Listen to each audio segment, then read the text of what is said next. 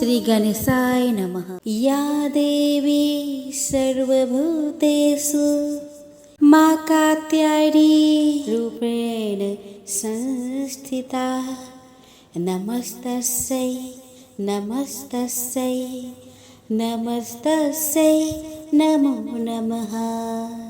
जय माता दी। दोस्तों, आज शारदीय नवरात्रि का छठा दिन है और आज माँ भगवती के छठे रूप माँ कात्यायनी की पूजा अर्चना की जाती है। साथ ही आज माँ कात्यायनी की कथा का भी श्रवण किया जाता है, जिससे प्रसन्न होकर माँ अपने भक्तों को धन, वैभव और यश प्रदान करती है। इनके कथा श्रवण से भक्तों को अर्थ, धर्म, कर्म और मोक्ष चारों फल की पूर्ति होती है। निसंतान को संतान की प्राप्ति होती है। तो चलिए दोस्तों, नवरात्रि के छठे दिन हम श्रवण करें माँ कात्यायनी की पावन कथा को। दोस्तों, इस कथा को आप पूरी श्रद्धा एवं प्रसन्न चित्त मन से सुनिएगा और हाँ, कथा को आप पूरी जरूर सुनिएगा, क्योंकि आधा अधूरी कथा से पूजा का पूर्ण फल प्राप्त नहीं होता। तो चलिए दोस्तों, माँ भगवती के चरणों का ध्यान करते हुए हम आज के वीडियो का शुरुआत करें। दोस्तों, नवरात्रि में दुर्गा पूजा के अवसर पर बहुत ही विधि विधान से माता दुर्गा के 9 रूपों की पूजा उपासना की जाती है। इनकी उपासना और आराधना से भक्तों को बड़ी आसानी से अर्थ, धर्म, काम और मोक्ष चारों फलों की प्राप्ति होती है। उसके रोग, शोक, संताप और भय नष्ट हो जाते हैं। जन्मों के समस्त पाप भी नष्ट हो जाते हैं। इस देवी को नवरात्रि में छठे दिन पूजा जाता है। कात्याय गोत्र में विश्व प्रसिद्ध महर्षि कात्यायन ने भगवती परम्बा की उपासना की, कठिन तपस्या की। उनकी इच्छा थी कि उन्हें पुत्री प्राप्त हो। माँ भगवती ने उनके घर पुत्री के रूप में जन्म लिया, इसीलिए यह देवी कात्यायनी कहलाई। इनका गुण शोध कार्य है, इसीलिए इस वैज्ञानिक युग में कात्यायनी का महत्व सर्वाधिक हो जाता है। इनकी कृपा से ही सारे कार्य पूरे हो जाते हैं। यह वैद्यनाथ नामक स्थान पर प्रकट होकर पूजी गई। भगवान कृष्ण को पति के रूप में पाने के लिए ब्रज की गोपियों ने इन्हीं की पूजा की थी। यह पूजा कालिंदी यमुना के तट पर की गई थी, इसीलिए यह ब्रज मंडल की अधिष्ठात्री देवी के रूप में प्रतिष्ठित है। इनका स्वरूप अत्यंत भव्य और दिव्य है। यह स्वर्ण के समान चमकीली है। इनकी 4 भुजाएं हैं। दाईं तरफ का ऊपर वाला हाथ अभय मुद्रा में है तथा नीचे वाला हाथ बर मुद्रा में है। माँ के बाईं तरफ के ऊपर वाले हाथ में तलवार है और नीचे वाले हाथ में कमल का फूल सुशोभित है। इनका वाहन भी सिंह है। इनकी उपासना और आराधना से भक्तों को बड़ी आसानी से अर्थ, धर्म, काम और मोक्ष चारों फलों की प्राप्ति होती है। उसके रोग, शोक, संताप और भय नष्ट हो जाते हैं। जन्मों के समस्त पाप भी नष्ट हो जाते हैं। इसीलिए कहा जाता है कि इस देवी की उपासना करने से परम पद की प्राप्ति होती है। दोस्तों, एक समय महिषासुर नामक एक भयंकर राक्षस ने चारों ओर हाहाकार मचा दिया। वह जहाँ तहाँ मौत का नाच नचाता और उसके गण ऋषियों के यज्ञों में विघ्न उत्पन्न करते थे। महिषासुर को वरदान प्राप्त था कि कोई भी देव, पशु या नर उसका वध नहीं कर सकता। इसीलिए स्वयं त्रिदेव भी उसको मारने में असमर्थ थे। निरंकुश दैत्यराज महिषासुर ने अपने वरदान को कवच के रूप में प्रयोग करते हुए देवलोक में भी अपना आधिपत्य जमा लिया और देवों को वहां से निकाल फेंका।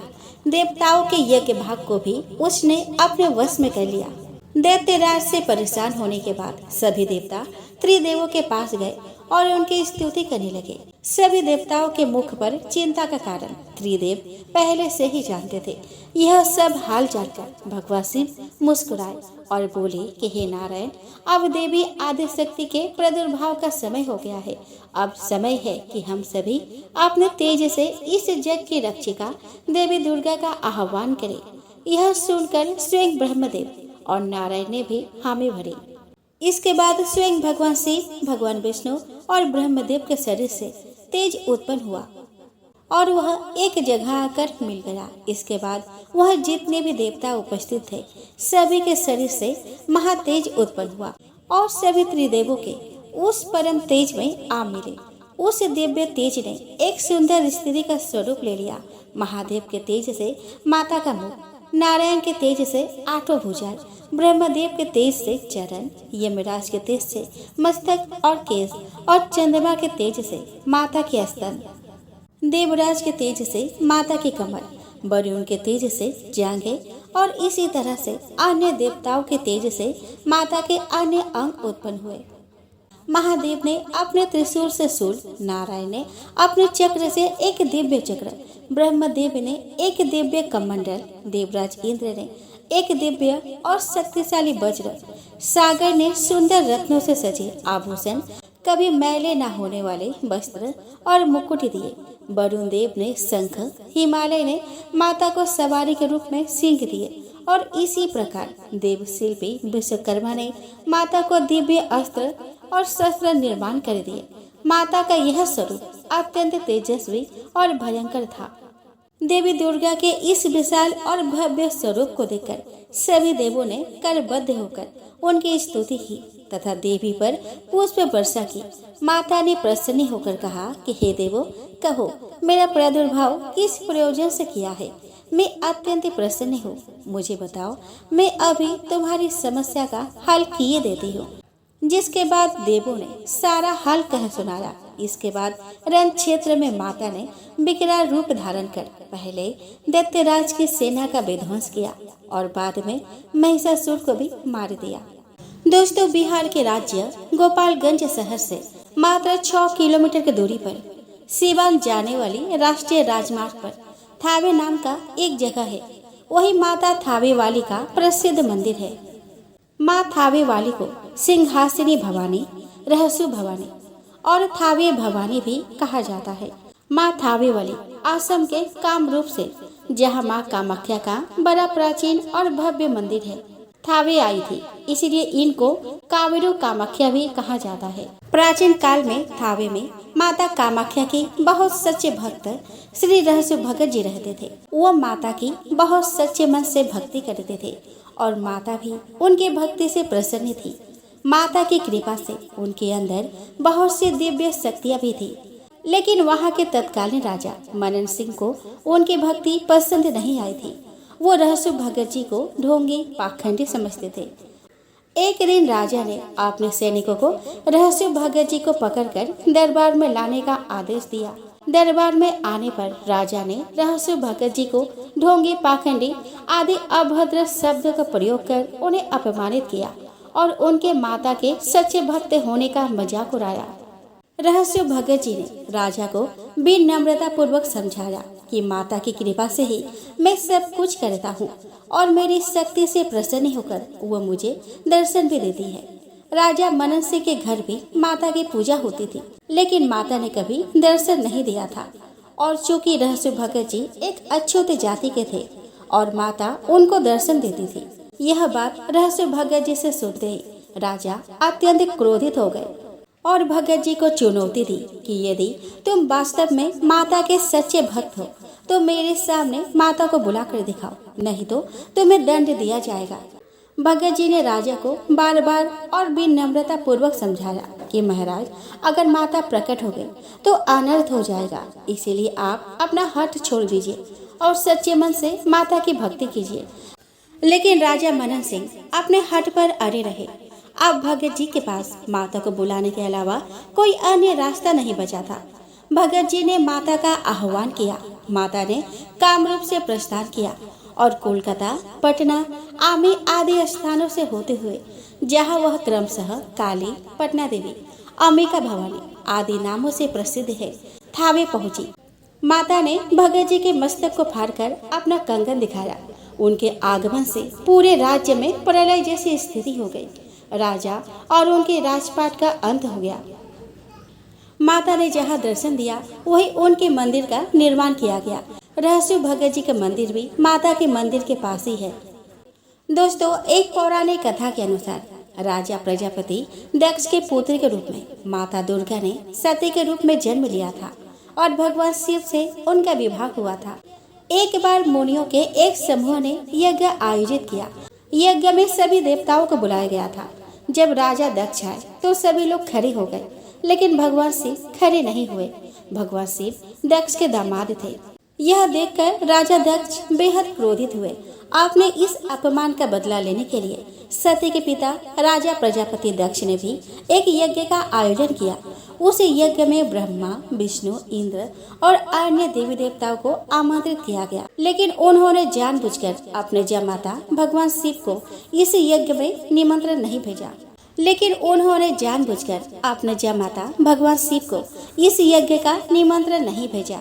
भगवान शिव इस यज्ञ में शामिल नहीं हुए और जब नारद जी से सती को पता चला कि उनके पिता के यहाँ यज्ञ हो रहा है, लेकिन उन्हें निमंत्रित नहीं किया गया है, यह जानकर वे क्रोधित हो उठी।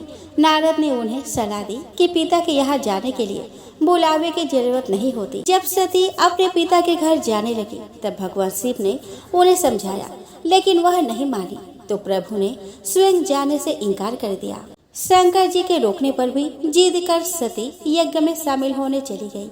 यज्ञ स्थल पर सती ने अपने पिता दक्ष से शंकर जी को आमंत्रित न करने का कारण पूछा और पिता से उग्र विरोध प्रकट किया। इस पर दक्ष भगवान शंकर के बारे में सती के सामने ही अपमानजनक बातें करने लगे। इस अपमान से पीड़ित सती ने यज्ञ कुंड में कूदकर अपने प्राण की आहुति दे दी। भगवान शंकर को जब यह पता चला तो क्रोध से उनका तीसरा नेत्र खुल गया। ब्रह्मांड में प्रलय और हाहाकार मच गया। शिव जी के आदेश पर वीरभद्र ने दक्ष का सिर काट दिया और अन्य देवताओं को शिव निंदा सुनने की भी सजा दी। भगवान शंकर ने यज्ञ कुंड से सती के पार्थिव शरीर को निकाल कंधे पर उठा लिए और दुखी होकर सारे भूमंडल में घूमने लगे। भगवती सती ने शिव जी को दर्शन दिए और कहा कि जिस जिस स्थान पर उनके शरीर के अंग अलग होकर गिरेंगे वहां महाशक्ति पीठ का उदय होगा। सती का शव लेकर शिव पृथ्वी पर घूमते हुए तांडव भी करने लगे, जिससे पृथ्वी पर प्रलय की स्थिति उत्पन्न होने लगी। पृथ्वी समेत तीनों लोकों को व्याकुल देखकर भगवान विष्णु अपने सुदर्शन चक्र से सती के शरीर को खंड खंड कर धरती पर गिराते गए। जब जब शिव नृत्य मुद्रा में पैर पटकते, विष्णु अपने चक्र से माता के शरीर का कोई अंग काटकर उसके टुकड़े पृथ्वी पर गिरा देते। शास्त्रों के अनुसार इस प्रकार जहाँ जहाँ सती के अंग के टुकड़े, उनके वस्त्र या आभूषण गिरे, वहाँ वहाँ शक्तिपीठ का उदय हुआ। इस तरह कुल 51 स्थानों में माता के शक्ति पीठों का निर्माण हुआ। अगले जन्म में सती ने राजा हिमालय के घर पार्वती के रूप में जन्म लिया और घोर तपस्या कर शिव को पुनः पति के रूप में प्राप्त किया। दोस्तों, हिंदू महाकाव्य के अनुसार माँ वैष्णव देवी ने भारत के दक्षिण में रत्नाकर सागर के घर जन्म लिया। उनके अलौकिक माता पिता लंबे समय तक निसंतान थे। देवी बालिका के जन्म से एक रात पहले रत्नाकर ने वचन लिया कि बालिका जो भी चाहे वे उसकी इच्छा के रास्ते में कभी नहीं आएंगे। माँ वैष्णव देवी को बचपन में त्रिकुटा नाम से बुलाया जाता था। बाद में भगवान विष्णु के वंश से जन्म लेने के कारण वे वैष्णवी कहलाई। जब त्रिकुटा 9 साल की थी तब उन्होंने अपने पिता से समुद्र के किनारे पर तपस्या करने की अनुमति चाही। त्रिकुटा ने राम के रूप में भगवान विष्णु से प्रार्थना की।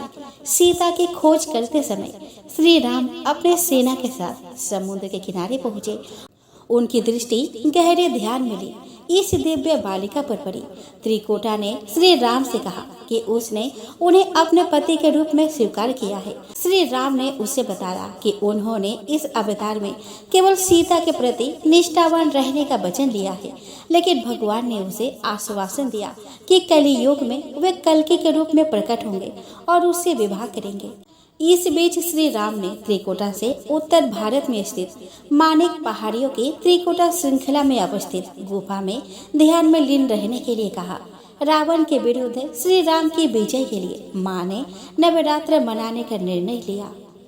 इसीलिए उक्त संदर्भ में लोग नवरात्र के 9 दिनों की अवधि में रामायण का पाठ करते हैं। श्री राम ने वचन दिया था कि समस्त संसार द्वारा माँ वैष्णो देवी की स्तुति गाई जाएगी। त्रिकुटा वैष्णव देवी के रूप में प्रसिद्धि होगी और सदा के लिए अमर हो जाएगी। समय के साथ साथ देवी माँ के बारे में कई कहानियाँ उभरी। ऐसे ही एक कहानी है श्रीधर की। श्रीधर माँ वैष्णो देवी का प्रबल भक्त थे। वे वर्तमान कटरा कस्बे के 2 किलोमीटर की दूरी पर स्थित हांसली गांव में रहता था।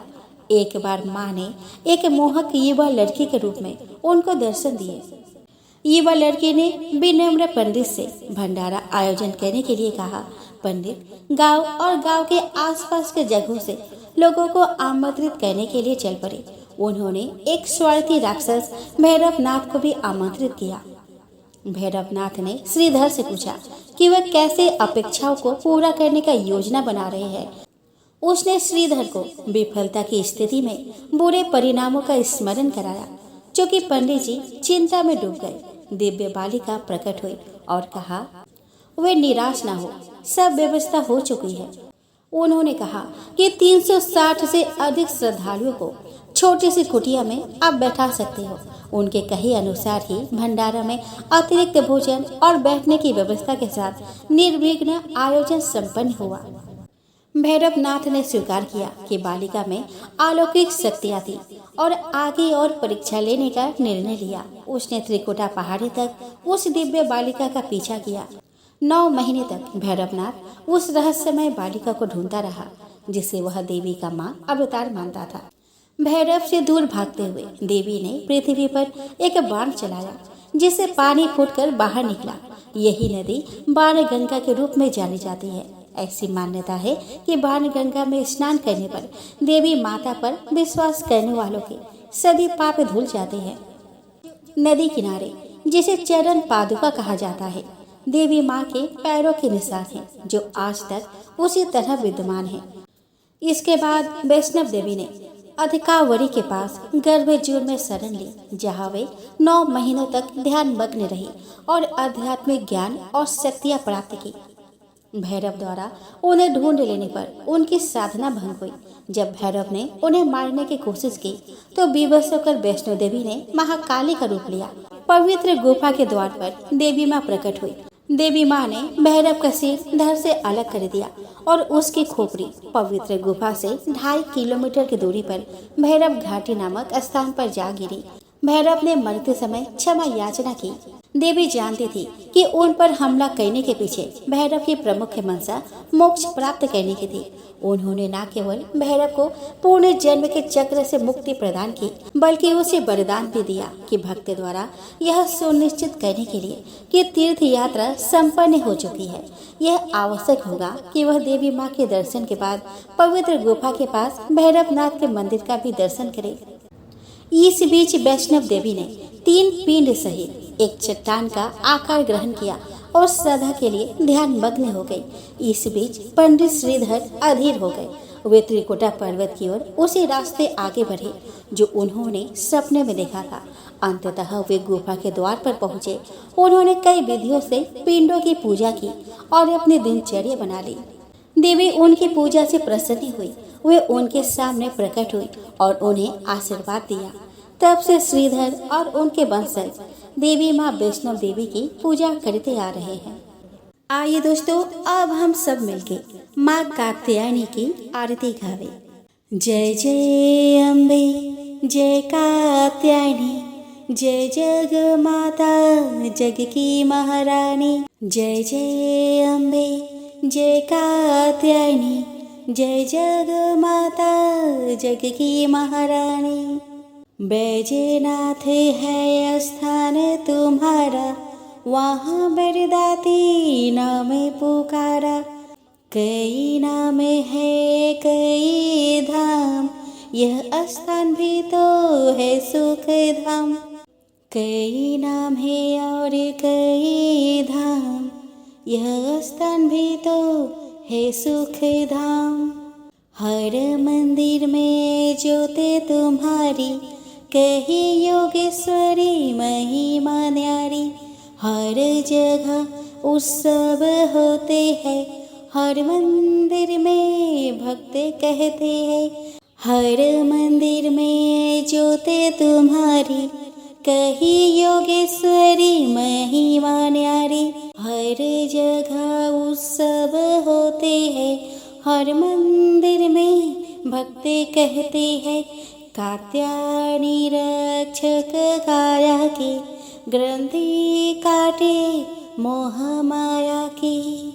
झूठे मोह से छुड़ाने वाली, अपना नाम जपाने वाली, बृहस्पति को पूजा करियो, ध्यान कात्यायनी का धरियो। हर संकट को दूर करेगी, भंडारी भरपूर करेगी।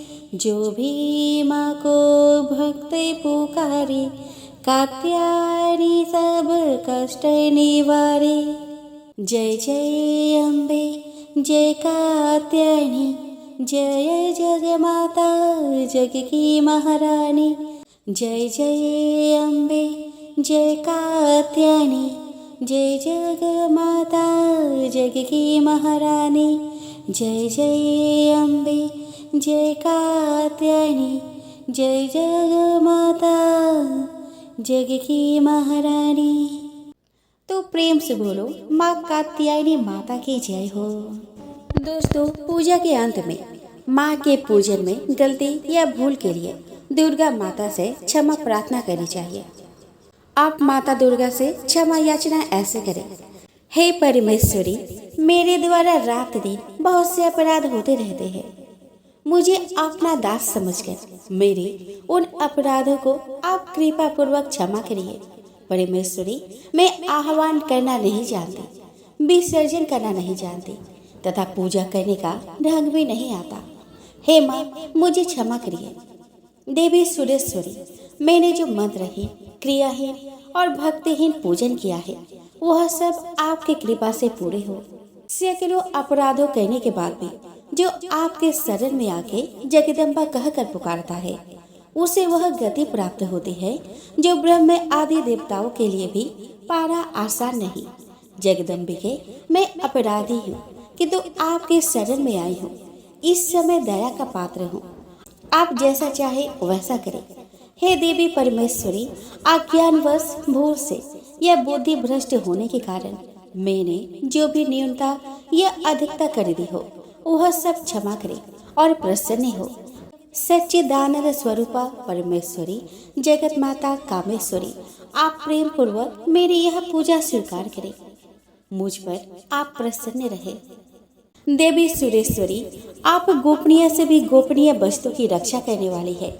मेरे निवेदन किए हुए इस जप को ग्रहण करिए। आपकी कृपा से मुझे सिद्धि प्राप्त हो।